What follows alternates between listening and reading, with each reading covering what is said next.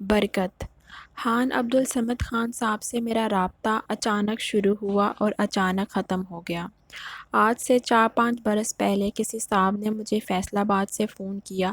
ان کا کہنا تھا کہ ہمارے بابا جی آپ کے بہت بڑے فین ہیں، ہم انہیں آپ کا کالم پڑھ کر سناتے ہیں تو وہ بڑی دیر تک سر ہلاتے رہتے ہیں۔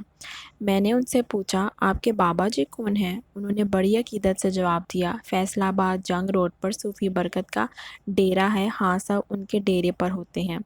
ان کی عمر جو ہے وہ 90 سال سے زائد ہے۔ وہ مشرقی پنجاب کے کسی زمیندار گھرانے سے تعلق رکھتے تھے، بچپن میں روحانیت کی طرف سے مائل ہو گئے اور گھر بار چھوڑ کر اللہ کی راہ پر نکل آئے۔ طبیعت میں مجذوبیت ہے لیکن جب نارمل ہوتے ہیں تو بہت خوبصورت گفتگو کرتے ہیں۔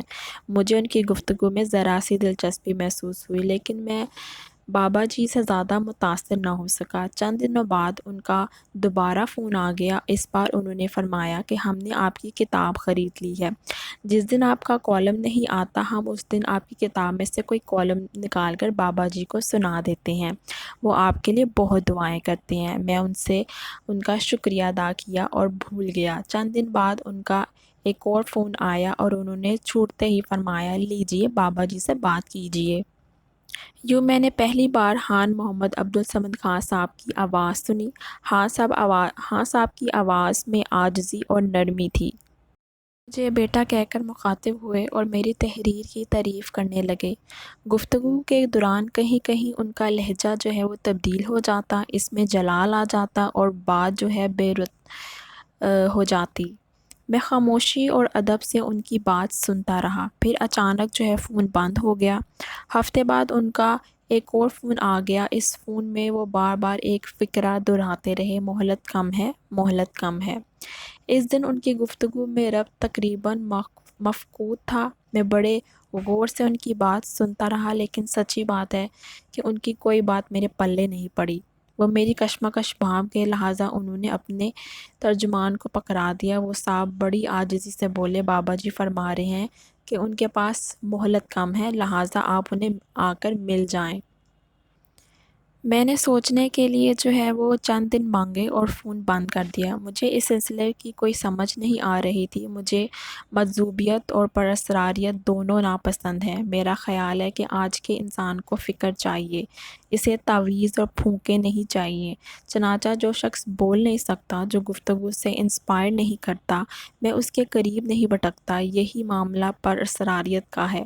جو شخص مجھے اپنا نام، کام اور پتہ نہ بتائے، جو خط کے آخر میں آپ کا ایک قاری یا مہربانی فرما کر میرا نام خفیہ رکھا جائے لکھ دے، مجھے اس پر طیش آ جاتا ہے۔ مجھے یوں محسوس ہوتا ہے جیسے اس نے میری بے عزتی یا توہین کر دی ہے۔ مجھے خان صاحب بھی ایک پراسرار اور مجذوبیت قسم کی شخصیت لگے، لہٰذا میں نے ان سے معذرت کرنے کا فیصلہ کر لیا۔ ان دنوں سرگودا میں میرے عزیزوں کے ہاں کسی کی فوتگی ہو گئی، مجھے وہاں جانا پڑ گیا۔ وہاں لوگوں کے ساتھ گپ شپ کے دوران ایک صاحب ملے۔ یہ صاحب فیصل آباد سے آئے تھے اور ان کا گاؤں صوفی برکت کے مزار کے قریب تھا۔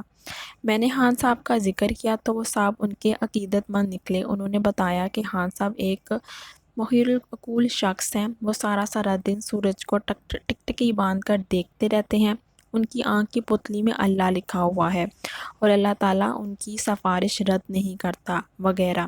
سچی بات ہے کہ ان صاحب نے خان صاحب کا ایسا نقشہ کھینچا کہ میرے دل میں خان صاحب سے ملاقات کا شوق پیدا ہو گیا۔ لہٰذا میں اگلے دن ان کے ساتھ فیصل آباد چلا گیا۔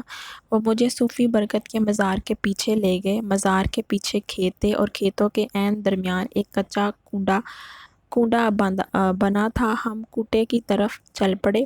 کوٹے کے صحن میں کھجور کے صف پر ایک ضعیف بزرگ بیٹھے تھے اور ان کے گرد چند نوجوان ادب سے بیٹھے تھے۔ میں قریب پہنچا تو بزرگ نے نوجوانوں کو اشارہ کیا کہ نوجوانوں نے بابا جی کو سہارا دیا اور وہ بڑی مشکل اور تکلیف سے سیدھے کھڑے ہوئے۔ میں آگے بڑھا، انہوں نے دونوں بازو پھیلائے اور میرے ساتھ بغل گیر ہو گئے۔ ان کے لمس میں ایک ٹھنڈ اور خوشبو تھی۔ انہوں نے مجھے پکڑ کر ساتھ بٹھا لیا اور میرے ساتھ گفتگو کرنے لگے۔ ان کی باتوں میں ربط نہیں تھا اور انہیں سمجھنے کے لیے بڑی یکسوئی درکار تھی۔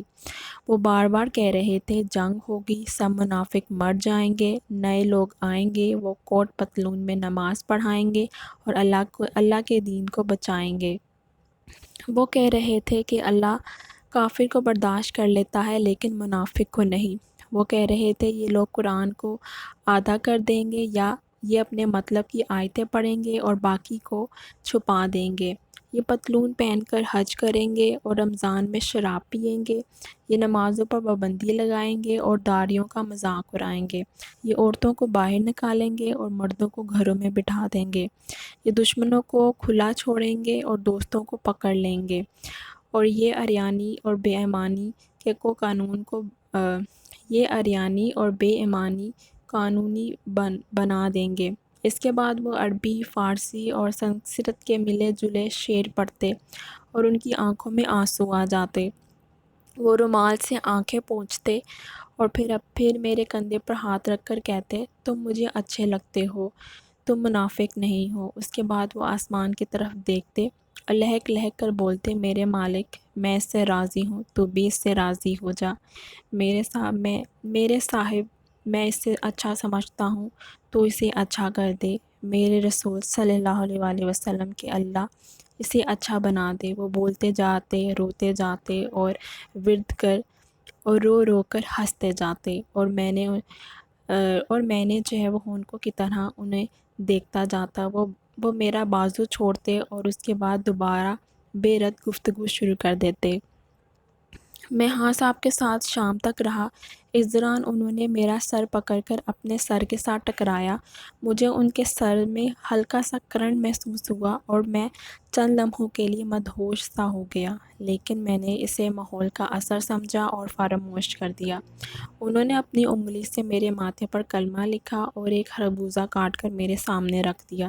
مجھے بھوک لگی ہوئی تھی، میں سارا کھا گیا۔ میں رخصت ہونے لگا تو میں نے ان سے سوال کیا کہ یہ صوفیہ کرام کیا ہوتے ہیں؟ وہ مسکرائے اور صوفیہ کرام اللہ تعالیٰ کے ہر کارے ہوتے ہیں، یہ اس کے کلرک، سپاہی اور چپراسی ہوتے ہیں۔ میں نے پوچھا یہ کرتے کیا ہیں؟ وہ مسکرائے، جو کام تمہاری دنیا کے چپراسی، سپاہی اور کلرک کرتے ہیں، یہ پرمٹس من اور شوکا جاری کرتے ہیں، یہ اللہ کی طرف سے بھیجے گئے ہیں، انعام، ایوارڈ اور تمغے جو ہیں وہ لوگوں تک پہنچاتے ہیں۔ میں نے پوچھا آپ کون ہیں؟ وہ مسکرائے، میں اللہ کا چپراسی ہوں۔ میں نے پوچھا آپ کی کیا ڈیوٹی ہے؟ مسکرا کر بولے، میں لوگوں میں برکت تقسیم کرتا ہوں۔ میں نے ان کا ہاتھ تھام کر پوچھا آپ نے مجھے کیوں بلایا؟ انہوں نے کہکا لگایا، تمہاری عرضی منظور ہو گئی تھی، تم نے برکت مانگی تھی، مجھے حکم ہوا اسے برکت دے دے، میں نے دے دی۔ میں نے عرض کیا یہ برکت کیا ہوتی ہے؟ وہ مسکرا کر بولے، یہ جاگ ہوتی ہے۔ وہ مسکرا کر بولے کہ یہ ایک جھاگ ہوتی ہے، وہ ایک تولہ دہی ہوتی ہے جو دودھ کے پورے مٹکے کو دہی بنا دیتی ہے۔ میں نے پوچھا مجھے کیسے پتہ چلے گا کہ مجھے برکت مل چکی ہے؟ انہوں نے تھوڑی دیر سوچا اور میرے چہرے پر نظریں جما کر بولے، تم جہاں جاؤ گے وہاں رونق لگ جائے گی، اور تم جہاں سے اٹھ کر جاؤ گے وہاں اس جگہ پر اجاڑ ہو جائے گی۔ لوگوں کے دل تمہاری طرف کھینچے چلے جائیں گے، لوگوں کو تمہارے پاس بیٹھ کر خوشی اور سکون ملے گا، تم سے دوستی کرنے والے لوگ فائدے میں رہیں گے اور نقصان پہنچانے والے خود کو نقصان اٹھائیں گے۔ میں نے پوچھا یہ برکت کب تک میرے ساتھ رہے گی؟ انہوں نے مجھے سینے سے لگایا اور تھپکی دی کہ بولے، جب تک تمہاری سوچ مثبت رہے گی، جب تک تو جھکا رہے گا اور جب تک تو تکبر سے بچا رہے گا۔ میں نے ہاں صاحب کو سلام کیا اور واپس آ گیا۔ یہ میری خان عبدالصمد خان کے ساتھ پہلی اور آخری ملاقات تھی۔ وہ میرا حصہ دے کر اگلے راہ میں رخصت ہو گئے۔